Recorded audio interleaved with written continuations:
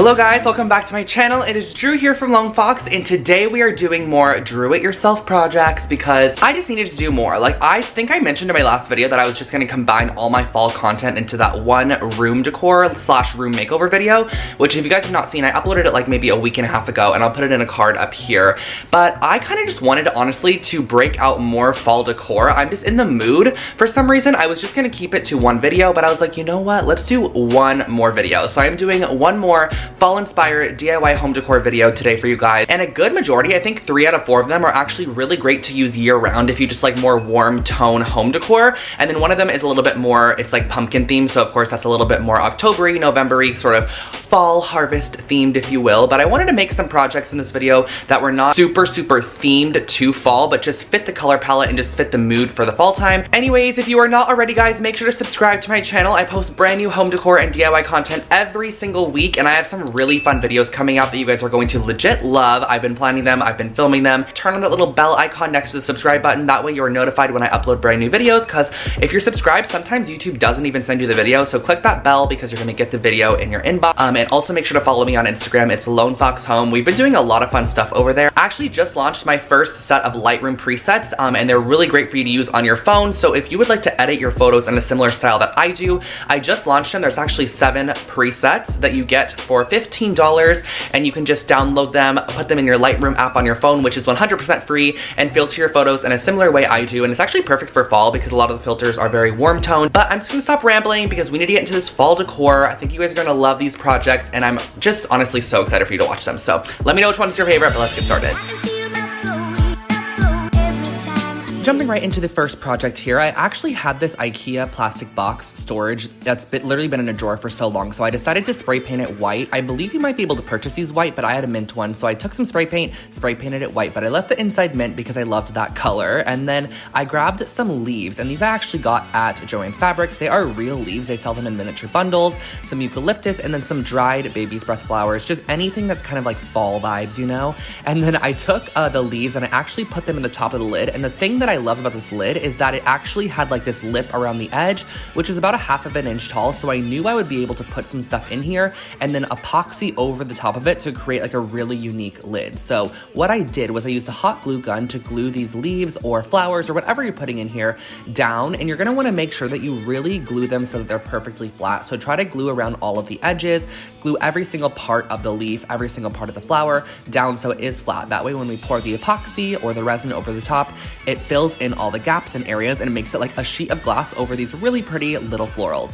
Now guys, here's where I kind of messed it up. Like, I'm not gonna lie, I wish I would have left it just colored, but I was like, you know what, I'm gonna make it tone on tone and see how it looks. So I sprayed it white. Wasn't my favorite, but I kind of saved it by adding a couple more leaves and just kind of giving it a more layered look. So what I did was I grabbed my epoxy and I did equal parts of the hardener and equal parts of the resin. You mix them up as the label says, and I get mine at Joann's, by the way, and you can get like a big bottle of this. Also use a 50% coupon so you can get it like for a nice good price, you know? So I mixed these up as the instructions say, mixed them together, and then I poured it in the actual lid of the container. But the thing is that my camera died literally as I was pouring it in, so I poured it in, as you could see. So I tried to catch the end of it, which I was able to successfully do so. I put a piece of Palo Santo actually in there just as like a little lid pole, and then I decided I wanted to add more resin. So I used my tape around the edges just so nothing overflowed, mixed up another little batch of resin, and poured it over the top. Look how satisfying that is. So I poured that on there, and it actually didn't overflow. It filled it up perfectly. Let this dry overnight and you're just gonna have this really cool organic natural box.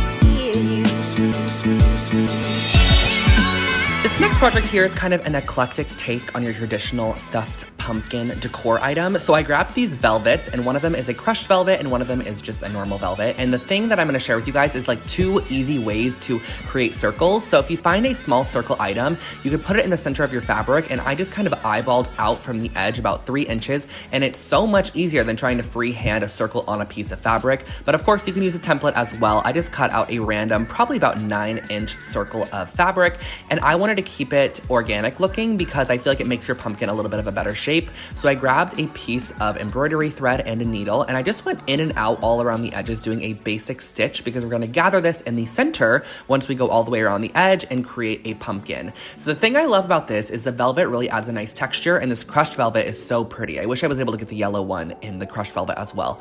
But I stuffed it with a little bit of polyfill. You can do this from an old pillow or just pick up a pack at Joann's, whatever you want to do. And this is what it ended up looking like. You're going to pull it tight and then tie it in a knot. So you're going to create this almost like donut-esque shape.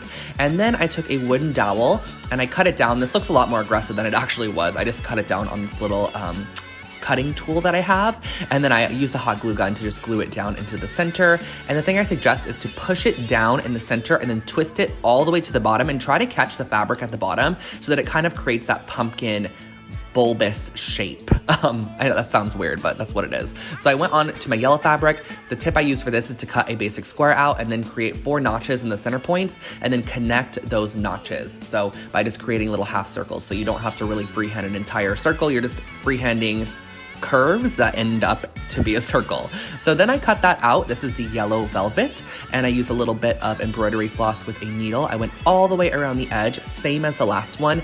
It's super simple. I literally created both of these pumpkins in probably what was 5 to 10 minutes max. So you can create a ton of these, and I think they're really, really nice for anyone who has a more eclectic style or like a vintage style. I think this is a really cute play on your traditional pumpkin decor. So I went ahead, added the dowel in the top as well. You can add a little felt leaf as well if you want to kind of give a little bit of a quirky element too, whatever you feel. Or you can use an actual stick from outside. I just had these dowels on hand, so that is exactly what I did.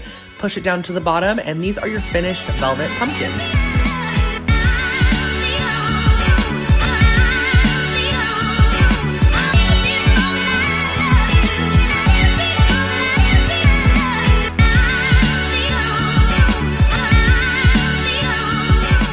Moving on into project number 3, I grabbed this glass vase / candle holder from Joann's Fabrics and also a couple of acrylic paints from my paint stash, just in like fall themed colors. I actually was inspired by these vases I found on Anthropologie, but they were really expensive, so I wanted to create kind of a dupe version. So what I did was I took my acrylic paints and just put them on a surface, and what you're going to do is just take your acrylic paint and make sure that it's very, very thick and globby, because you're going to want to create these really textured paint strokes on your vase. So this is kind of like a paint stroked vessel / vase, if you want to call it that. And I use different tones of peach, tan, like a cranberry color. You can just mix whatever colors you like. Now, the thing that I wish I did was I think that this actual shape of the glassware that I got is just a little bit outdated. I feel like if I was to get like a simple kind of like cylinder shape or one that was more inspired by the Anthropologie shape, this would have been a little bit cuter. But in the end, I think it still turned out really, really cute. So I added the cranberry color. I also went in with a wash of this peach tone paint, and I just filled in all the gaps to kind of create a milky effect on the glass. And how I did that was just with a little bit of water mixed into the paint, and I just filled in all the gaps, and I didn't care if anything bled because I thought that it added a nice little effect. So if any of the cranberry color got into it, that was no concern. So I just kind of mixed it around, added a ton of different textured paint strokes, went all the way through, let it dry in between, and then I added this nice little taupey brown color as well. And I actually ended up doing about 6 coats of a clear gloss over the top of it. This is kind of the one that I use. And then I also added a little bit of liquid leaf, but I didn't actually film those portions, so it ended up looking like this.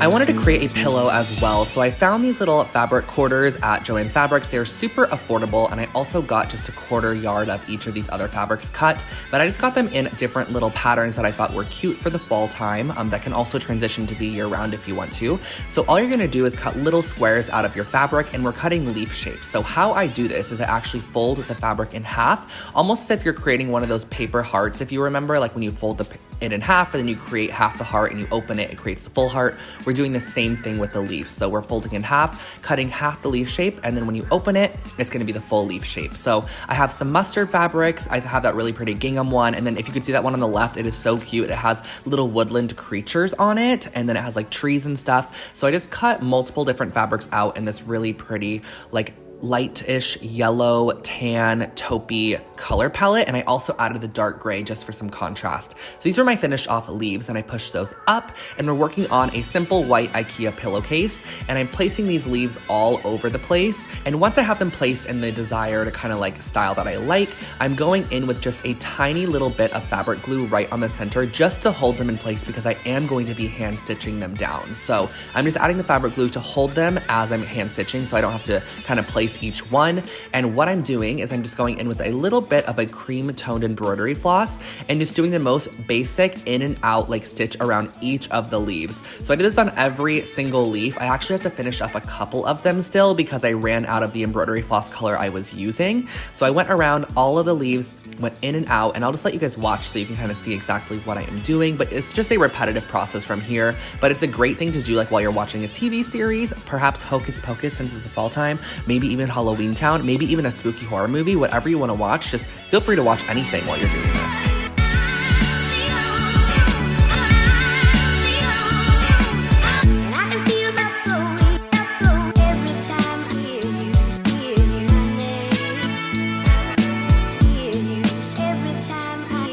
So guys, that was my video for today. Anyways, I hope that you guys enjoyed those projects, and I hope that they're great items that you guys can kind of transition into other seasons as well, and keep in your home for a long time if they are things that you do like, but they aren't perfect for the fall time if that is kind of what you're going for. My arm is literally about to break off.